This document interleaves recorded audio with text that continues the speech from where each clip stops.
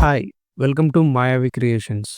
మణిరత్నం డైరెక్షన్‌లో కమల్ హాసన్, సింబు కాంబోలో వచ్చిన ఈ గ్యాంగ్‌స్టర్ డ్రామా ఎలా ఉందో చూద్దాం. కమల్ హాసన్ రంగరాయ శక్తిరాజుగా గ్యాంగ్‌స్టర్‌గా మెస్మరైజ్ చేశాడు.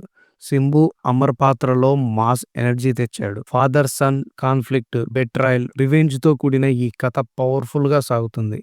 ఇందులో ప్లస్ పాయింట్స్ వచ్చేసి కమల్, సింబు నటన, interval block action scenes, goose bumps guarantee. AR Rahman BGM, Jinguchaa song, Ravi K Chandran visuals super stylish గా కనిపించాయి. ఇక మైనస్ విషయానికి వస్తే సెకండ్ హాఫ్ కాస్త స్లోగా ఉంటుంది. ఎమోషనల్ కనెక్ట్ మిస్ అయింది.